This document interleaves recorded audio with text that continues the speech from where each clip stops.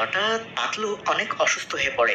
তখন মোটু তার বন্ধুর জন্য অনেক চিন্তিত হয়ে পড়ে। তারপর সে সঙ্গে সঙ্গে একজন তান্ত্রিক সাধুকে তার বাড়িতে ডেকে নিয়ে আসে। তখন তান্ত্রিক ওই পাতলুকে দেখে সে বলে, আরে মোটু, তোর বন্ধুর তো অনেক বড় রোগ হয়েছে। এই রোগ সারানো অনেক মুশকিল। আমার কাছে তেমন কোনো ওষুধ নেই, তবে একটা উপায় আছে। ওই পাহাড়ের উপরে একটা কালো আপেল গাছ আছে।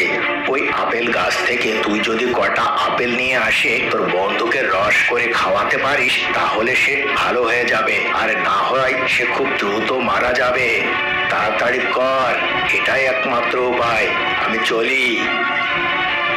এই কথা শুনে মোটু অনেক চিন্তায় পড়ে যায় এবং সে দ্রুত বেরিয়ে পড়ে ওই জঙ্গলের উদ্দেশ্যে। তারপর যেতে যেতে ওই পাহাড়ের উপরে সে দেখে একটা কালো আপেল গাছ, আর সেখান থেকে সে কিছু আপেল সংগ্রহ করে আবার বাড়ির দিকে রওনা দেয়। আর জঙ্গলের ভিতরে আসতে আসতে বেশ রাত হয়ে যায়। আর যখন সে একটা কুয়ার কাছে আসে, তখন ওই কুয়ার ভিতর থেকে একটা ভূত বেশ সামনে এসে দাঁড়ায়। তখন ভূতটা দেখে মোটু অনেক ভয় পেয়ে যায়। আর ওই ভূত বলতে থাকে,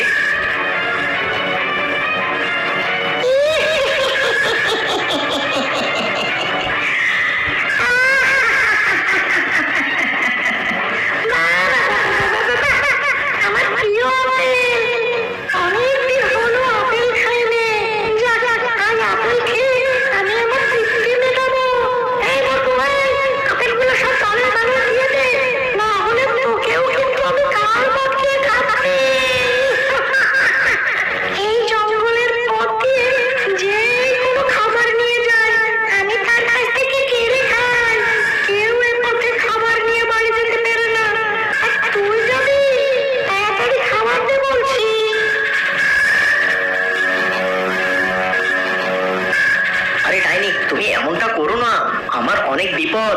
আমার বন্ধুর অনেক বড় রোগ হয়েছে। এই কালো আপেল দিয়ে তাকে রস করে খাওয়াতে হবে, তা না হলে সে মারা যাবে। তুমি আমাকে যেতে দাও, তুমি আমার সাথে এমনটি করো না। কিন্তু ডাইনি মোটুর কোনো কথাই শোনে না। সে তার জাদু শক্তি দিয়ে মোটুর কাছ থেকে ওই আপেলগুলো তার কাছে নিয়ে নেয়, আর সঙ্গে সঙ্গে ওই কুয়ার ভিতরে অদৃশ্য হয়ে যায়। তখন মোটু অনেক চিন্তায় পড়ে যায় এবং কান্না করতে থাকে।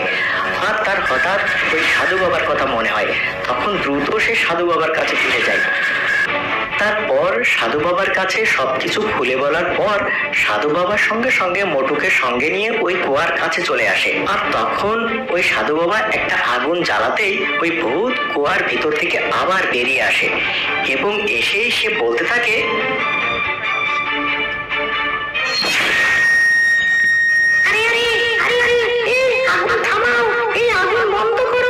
আমি তো জ্বলে যাচ্ছি, পুড়ে যাচ্ছি, বন্ধ করো আগুন, বলে দিলাম, না হলে কিন্তু সব কটাকে শেষ করে দেব। আগুন নিভাও, আগুন নিভাও।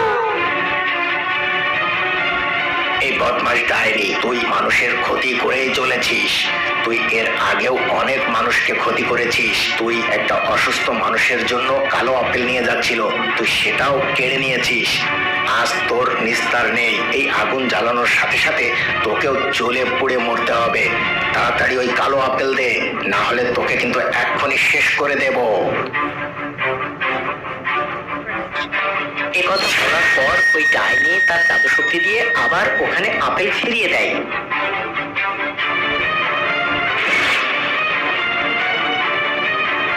এরপর মোটু ওই আপেল নিয়ে দ্রুত বাড়িতে ফিরে আসে আর তার বন্ধুকে রস করে খাওয়াতে তার বন্ধু আবার আগের মতো ভালো হয়ে যায়। আর এভাবেই মোটু আর পাতলু সুখে শান্তিতে পরবর্তী জীবন কাটাতে শুরু করে।